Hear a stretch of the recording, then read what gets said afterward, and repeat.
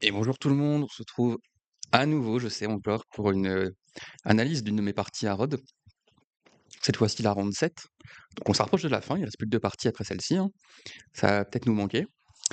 Donc j'ai les noirs, donc a priori j'ai 5 fois les noirs dans ce tournoi, vu que j'ai doublé les noirs entre les rondes 4 et 5.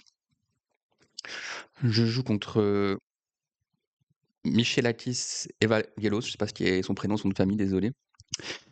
1734, donc je suis à 3/6, lui aussi.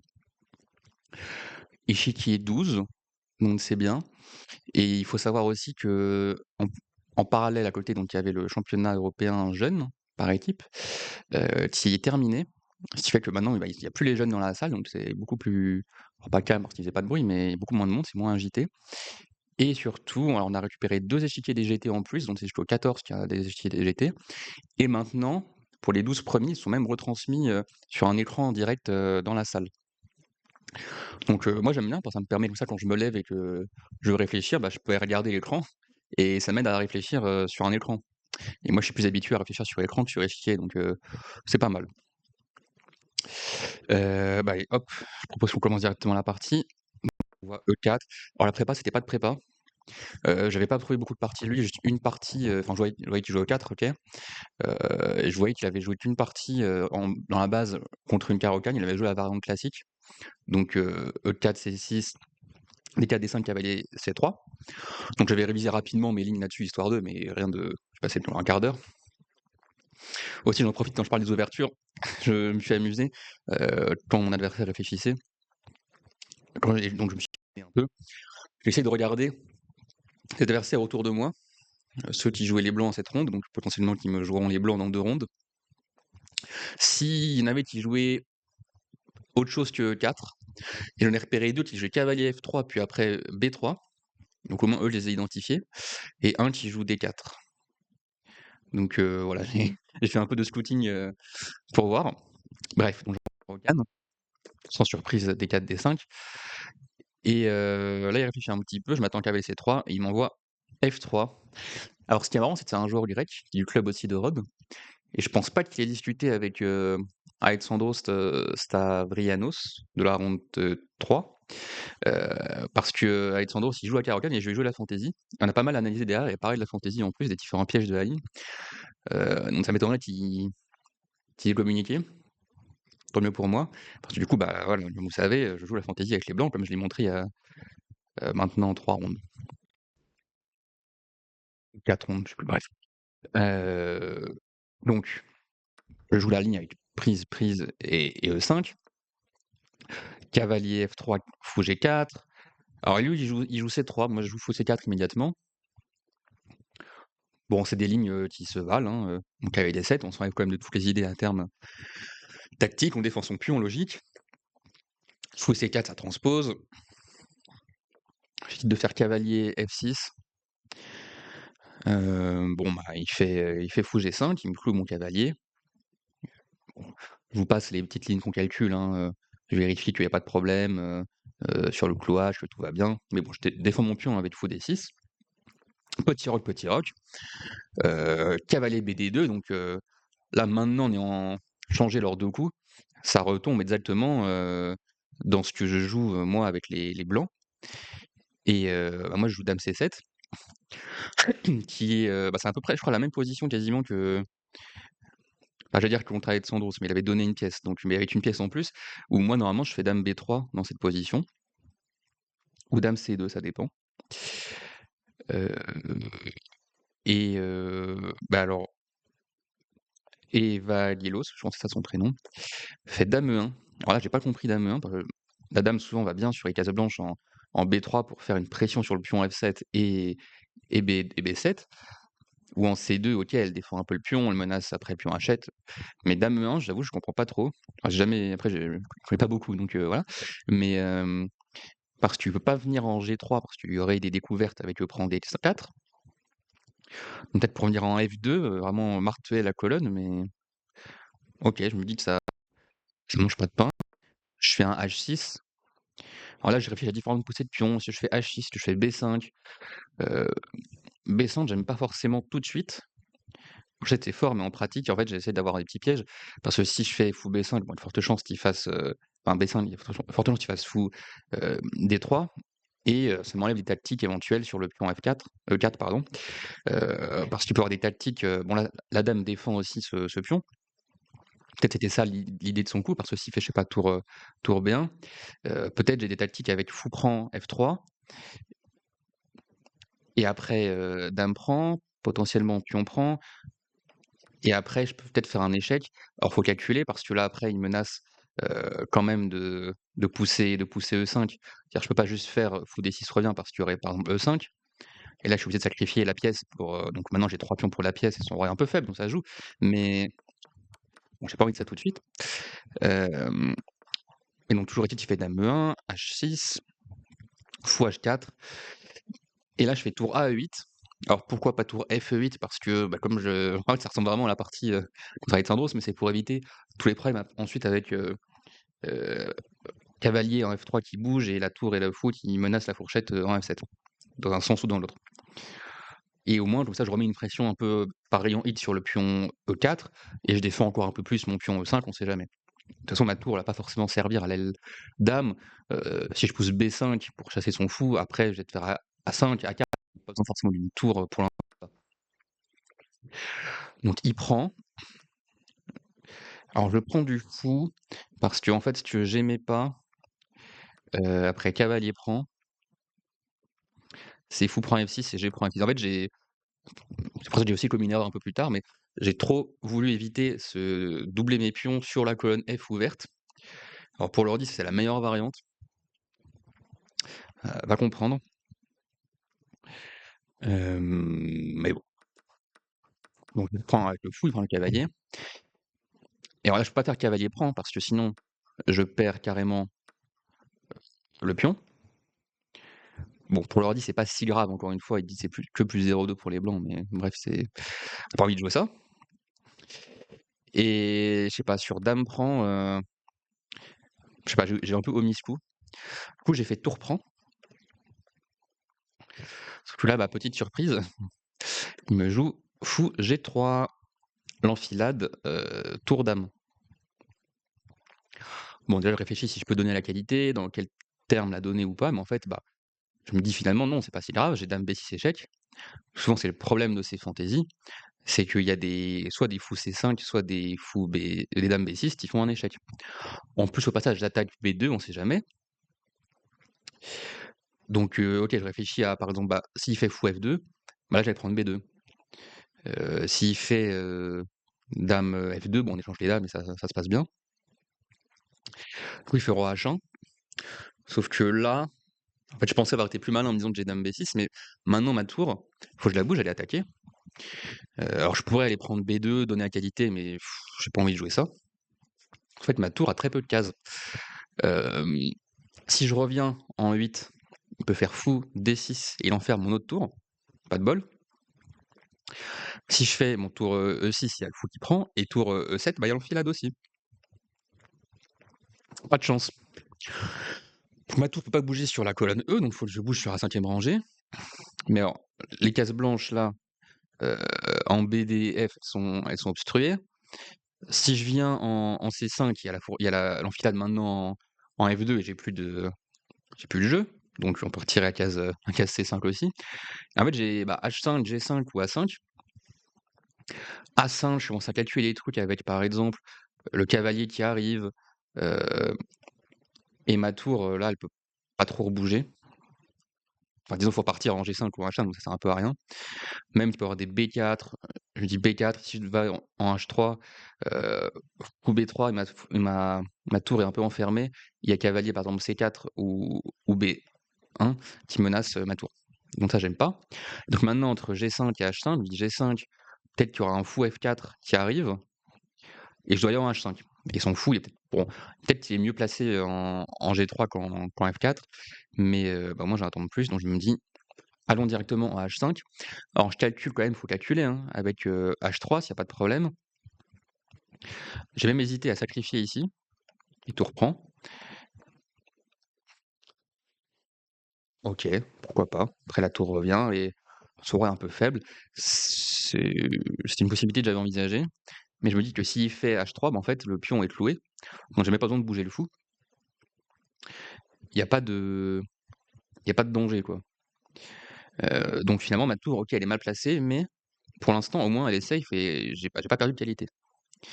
Mais bon, il fait fou D6, bouge ma tour en E8 et là, je comprends son idée, ça va être de pousser E5 à un moment pour vraiment, stabiliser ce fou et en même temps chasser mon cavalier en F6 et laisser la tour et le fou attaquer F7 et là, il y a des fourchettes dans tous les sens, mais j'avais pas le choix, à ce moment-là. Il fait fou B3 et en fait, je me dis que là, je j'ai pas vraiment de moyens, heu, d'empêcher, d'empêcher E5. Par exemple, là, s'il pousse E5, alors pour l'instant, je peux encore parce que je peux pas pousser tout de suite, mais j'aime pas trop toutes les menaces. En fait, il y a trop de menaces entre à la fois le fou j'ai pas envie qu'il puisse pousser E5 pour fermer son fou, mais en même temps, j'ai pas envie que mon cavalier se fasse chasser. Enfin bon, j'aime pas trop. En plus, après, je me dis: «S'il pousse en E5, ma tour, elle est» j'aime pas. Donc je fais fou E6 en me disant: «Bon, bah, au moins, je vais échanger ces fous et je vais m'enlever toute la pression sur F7 et après mon cavalier pourra bouger et au pire s'il bouge, s'il fait E5, peut-être j'aurai un cavalier G4 par exemple pour attaquer le pion en E5, bon et menacer à la fois H2, je me dis qu'il y a des possibilités. Alors là, il fait dame G3, après un petit moment de calcul, donc moi je me mets à calculer aussi. Généralement, je sais que c'est pas bien, mais je je fais un peu l'effet miroir sur la personne en face. Si elle calcule longtemps, je vais quand même calculer un peu plus longtemps. Par contre, c'est arrivé sur les 2 dernières parties, quand elle commence à plus avoir beaucoup de temps, que moi j'ai encore beaucoup de temps, elle va jouer un peu plus vite et moi je vais me mettre à jouer aussi un peu vite. Donc il faudrait que je prenne plus mon temps. Je me dis de son idée, ça peut être par exemple sur heu, fou prend B3, faire un intermédiaire E5 et bon, bah, si je reviens par exemple bêtement avec mon fou, bêtement, je sais pas si c'est si bête, mais il peut prendre et il menace peut-être les tour prend F6. Alors la ligne continue, ça là je vois avec l'ordi, c'est un peu compliqué, on peut prendre en B2, la tour vient et OK, on prend le cavalier, ça va. Mais en fait, avant même tout ça, je me dis que sur E5, je vois une idée, j'ai peut-être loupé, c'est que j'ai juste tour G5. Heu, bon, bah, il peut pas prendre et en fait, le truc, c'est que j'ai assez d'attaquants pour prendre le pion E5, ça y a pas de souci. Mais pourquoi je pouvais pas prendre E5 bêtement, peut-être c'est j'aurais pu le dire, c'est qu'en fait, après, tous ces prises-là, il peut prendre en F6 et bah, je peux pas reprendre. Alors OK, je peux faire maintenant aussi tour G5 et après, bon, la ligne continue, mais je peux récupérer ma pièce et c'est bon. Mais OK, j'aime pas trop tout ça quand même. Donc là, j'hésite beaucoup entre faire, fou prend B3, cavalier prend B3, je me dis, s'il fait cette ligne-là, bah, là, je peux juste prendre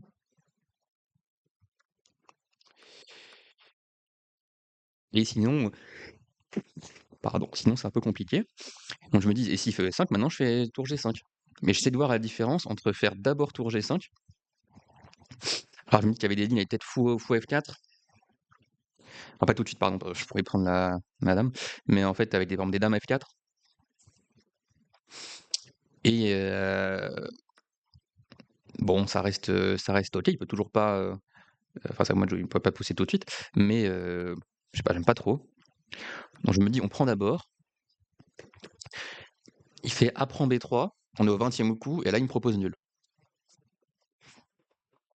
Bon, j'hésite un peu pour on va dire 2 raisons principales. Ce qui me fait pencher pour oui, allez, faisons nul, c'est qu'il y a quand même pas mal d'activités sur mes pièces, sur mon roi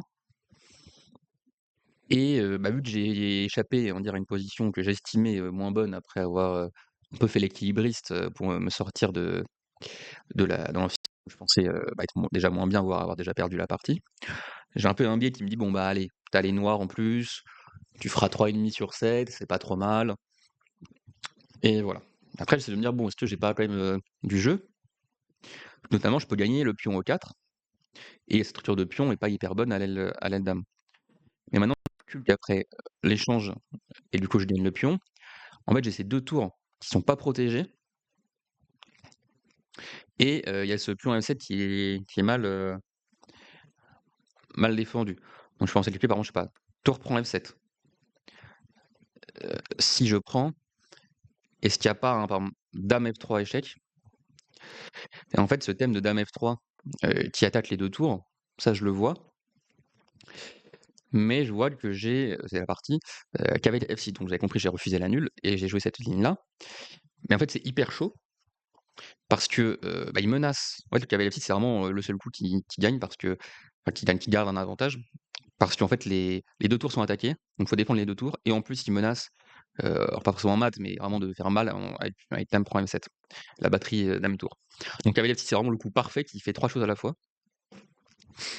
Donc là, je me dis: «OK, j'ai un pion de plus, il y a une mauvaise structure de pion, mais mes pièces sont très, très, mal ordonnées. Lui, ses pièces ont beaucoup d'activité, donc ça doit être à peu près proche d'égalité», je me dis dans la partie, mais tout au moins je risque pas de perdre, si je fais attention. Là, il joue B4. Alors, j'essaie d'être très vigilant à ces options. Je me dis Au début, je me dis: «Bon, il fait ça pour empêcher que je fasse dame prend B3 tout simplement». Mais en fait, je vois que c'est une idée plus sournoise derrière. Hem, L'idée, c'est imaginons je fais, je sais pas, tour E6, qui serait pas si mal. En fait, il peut faire, fou C5, qui tacle la dame. Et si la dame revient par exemple en D8, il a fou D4. Et en fait, alors bon là, j'ai ramené ma tour, donc c'est bon, mais il faut imaginer que j'ai encore par exemple ma tour, en E4 si je veux jouer autre chose. En fait, il menace d'éliminer le fou en F6, enfin le cavalier en F6, et après il aligne les 2 tours attaqués par la dame. Et en plus, bon, dame D8, c'est un bon coup, mais au début, je me dis, par exemple, je sais pas, dame C7, on menace mat, en H2, on sait jamais. Bon, bah, s'il fait, par exemple, H3, bon, j'ai des options pour m'en sortir, mais on va dire un truc comme ça peut faire peur. Parce qu'en plus, il attaque 3 fois aussi mon cavalier, donc j'ai pas envie de perdre mon pion. Bon, je vois qu'il y a quand même beaucoup d'idées un peu pas le top. Je calcule une ligne qui me convient. Donc je fais A6 pour pas perdre après le pion, parce que s'il fait, fou C5, alors OK, fou C5, je peux faire fou C7, force une réaction, mais après le pion A est quand même un peu faible. Donc je commence par faire A6, fou C5 anticipé, et là, alors je fais un petit coup, je trouve sympa, dame B5.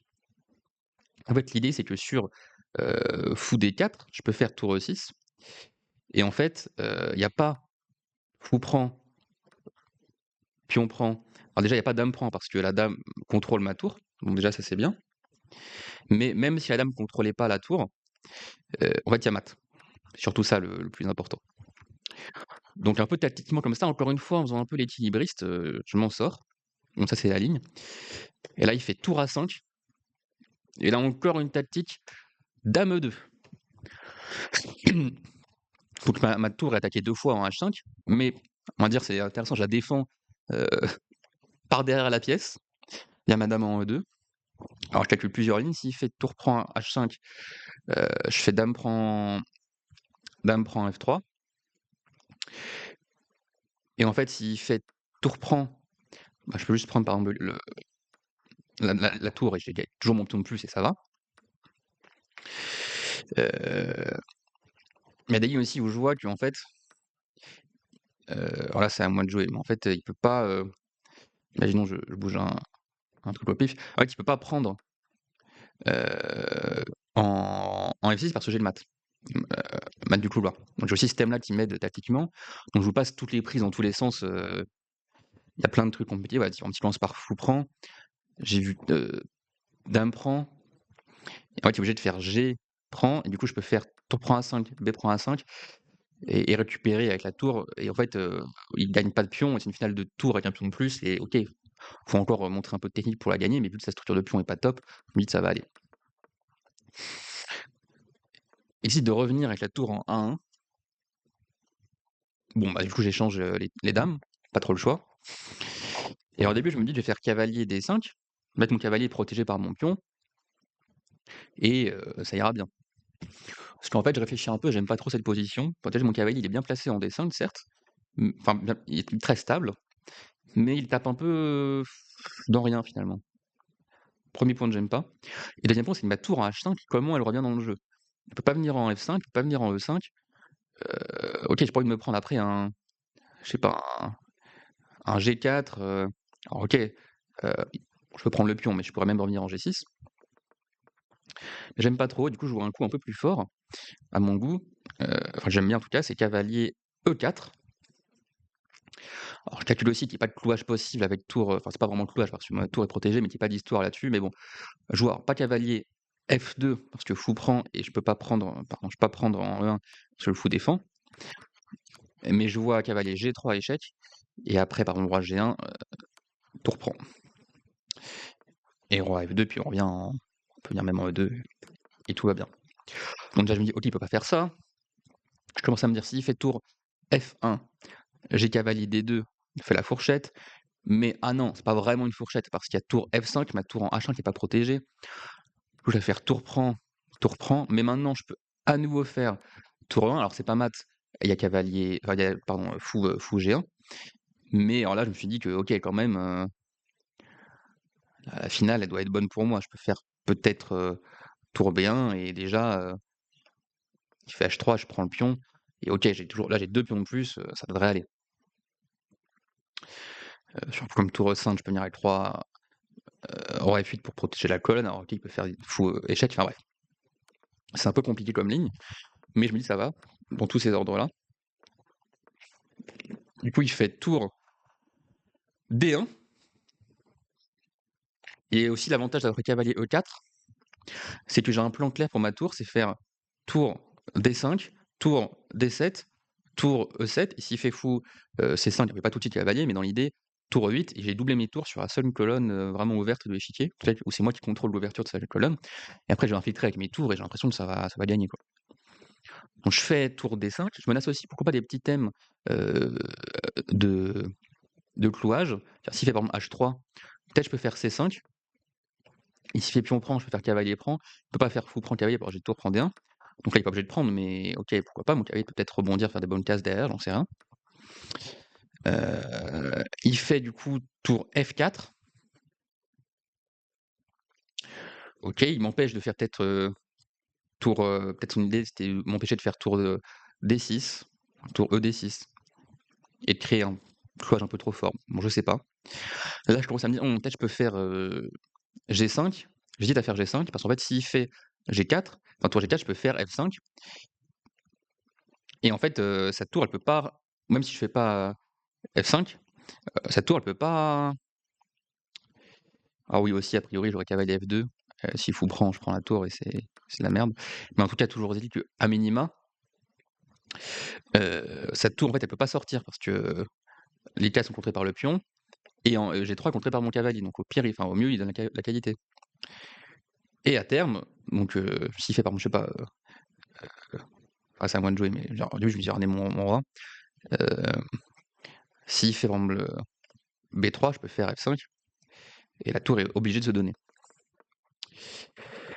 Heu, j'évite de faire tour D7. En fait, je vais juste, donc vous allez voir dans la partie, il fait roi G1. Là, je fais tour E, enfin tour DE7 et voilà, j'ai doublé mes tours sur la colonne E.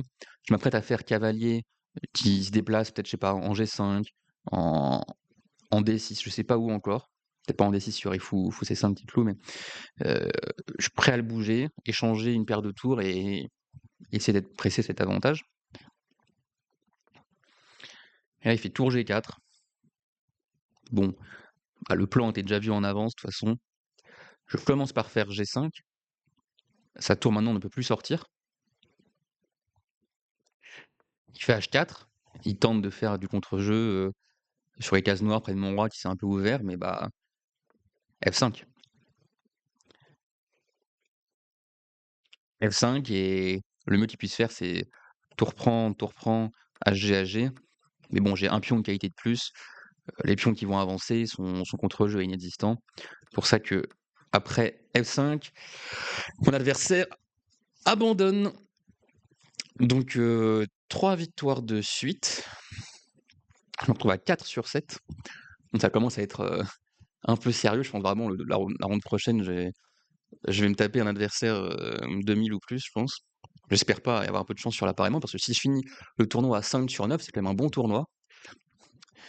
Heu, après surtout en début un peu compliqué avec, une partie, qui est compliquée. On fait la faute, vers la finale et puis surtout la partie à la ronde 4 où je me fais mater alors que j'ai une position gagnante.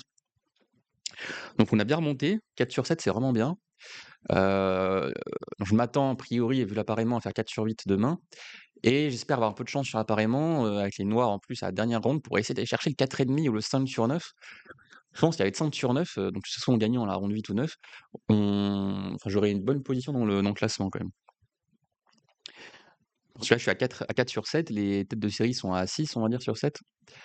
Donc OK, on va voir, hein, de toute façon on va prendre les appareillements comme ils viennent. Demain j'aurai les blancs, peut-être qu'on peut avoir une nulle ou bon je sais pas, on verra. De toute façon ça va être un combat. Heu, mais il faudra être au rendez-vous, il faudra être précis. Je propose qu'on aille voir comme d'habitude rapidement, le bilan de partie. On joue à 86, 6. Mon adversaire à 80. Heu, bon, ouais, globalement, on va pas y avoir beaucoup de temps, j'ai déjà donné un peu des pistes dans la partie.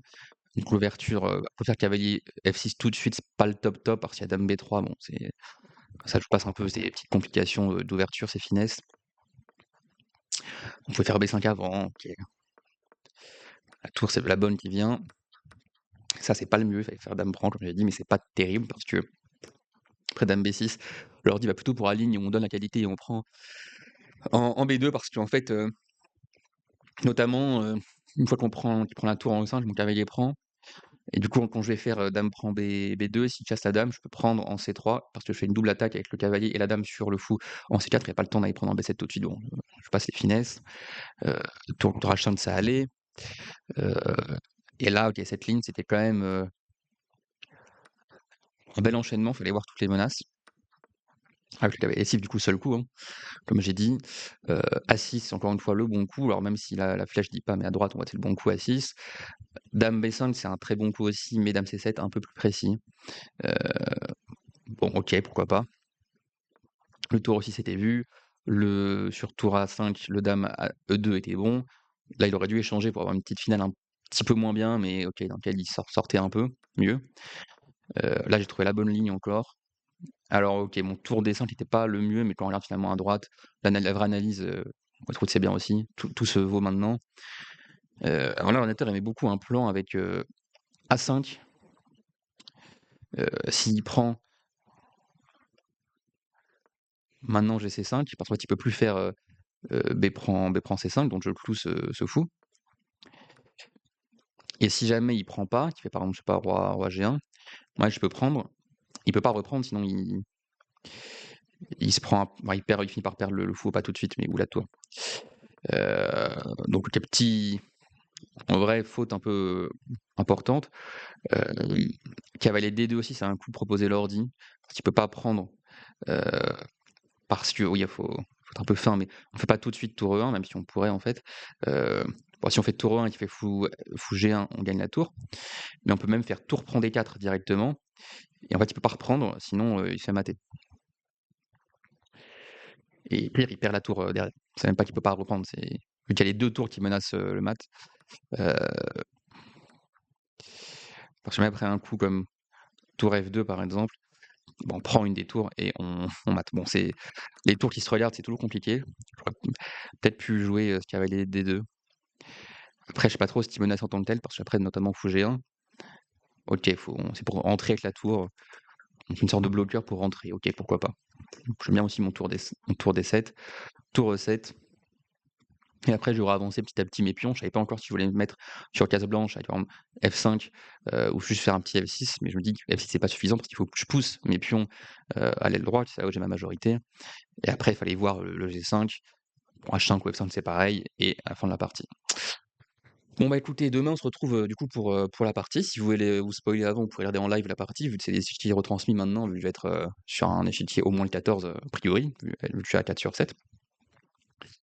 Je vous remercie d'avoir suivi la vidéo, on se retrouve demain pour l'analyse de la partie de la ronde 8.